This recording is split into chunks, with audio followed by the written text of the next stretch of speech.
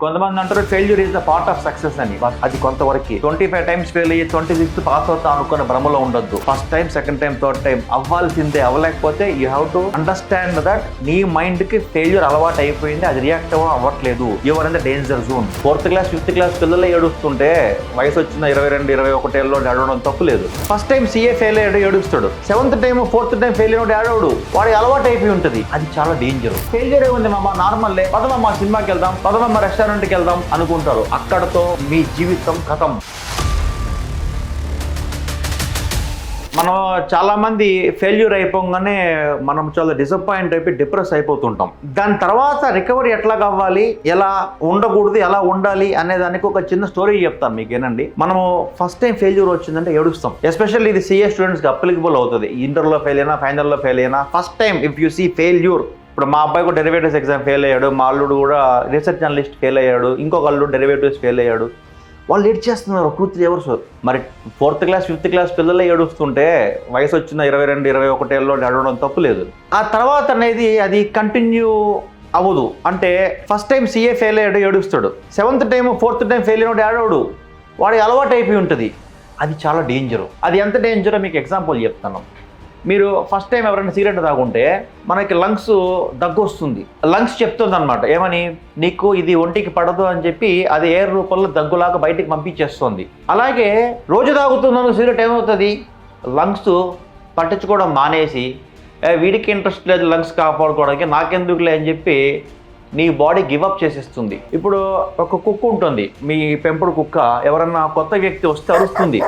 అంటే మేనేజ్మెంట్కి, మన ఓనర్కి వార్నింగ్ ఇస్తుంది, కొత్త వాడు వచ్చాడు చూడు వీడు ఎవరో అని. నువ్వు పట్టించుకొని వాడిని చూస్తే కుక్క హ్యాపీగా ఉంటుంది.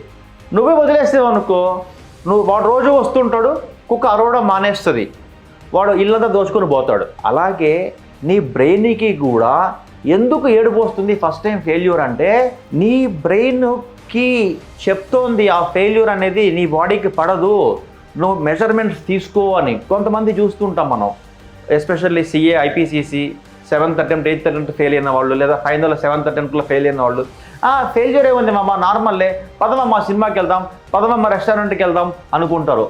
అక్కడతో మీ జీవితం ఖతం. ఎందుకనంటే మీ బ్రెయిన్ రియాక్ట్ అవ్వడం మానేసింది. ఎందుకంటే వీడు పట్టించుకోవట్లేదు కదా, ఫెయిల్యూర్ అయితే నేను ఎందుకు ఏడవాలి అని. కొంతమంది అంటారు failure is the part of success అని. బస్ అది కొంతవరకు. నువ్వు 25 టైమ్స్ ఫెయిల్ అయ్యి 26 పాస్ అవుతా అనుకున్న భ్రమలో ఉండొద్దు.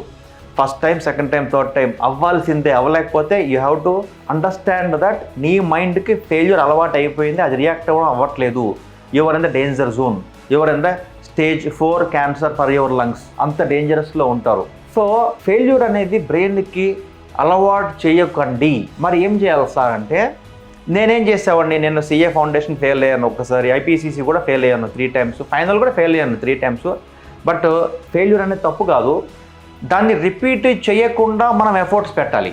ఎగ్జాంపుల్ ఏం చేయాలి సార్ అంటే, ఫెయిల్యూర్ అయిన రోజు మీ మైండ్లో చాలా బాధ ఉంటుంది కదా, ఆ బాధని మీరు పేపర్ మీద పెట్టి ఒక 4-5 పేజెస్ రాయండి in your own language, Telugu or English. రాసి దాన్ని రోజు లేవగానే చదవండి. మనం ఎట్లాగైతే పూజ కూర్చుంటామో రోజు అలాగా ఒక అరగంట సేపు అది చదవండి. చదివి అరే లైఫ్లో మళ్ళీ రాకూడదురా బాబు అని భయపడి మీరు ఎఫర్ట్స్ పెడతారు నెక్స్ట్ ఎగ్జామ్స్కి. లేదనుకోండి, ఇంటర్వ్యూ ఫెయిల్ అయ్యామా, ఫస్ట్ టైం ఏడుస్తాం, second time, third time only అనుకుంటాం. అది చాలా డేంజరు. సో ఎలాగైతే మనం క్యాన్సర్ బారిన పడకుండా ఉండాలంటే మన ఫస్ట్ వార్నింగ్ దగ్గుకి రెస్పెక్ట్ ఇచ్చి సిగరెట్ రాగము, ఎలాగైతే మన ఇల్లు ఫైనాన్షియల్గా గొల్లవ్వకూడదంటే కుక్క అరిస్తే మనం సేఫ్ గార్డింగ్ చేసుకుంటామో, అలాగే మన మైండ్కి ఫెయిల్యూర్ని అలవాటు చేయకుండా మనం పేపర్ మీద రాసుకొని ఒక 4-5 టైమ్స్ అది చదువుతుంటే రోజుకి ఆ భయంతో మనము కష్టపడి బాగుపడతాం. సో ఇది ఫెయిల్యూర్ మేనేజ్మెంట్లో ఒక టెక్నిక్.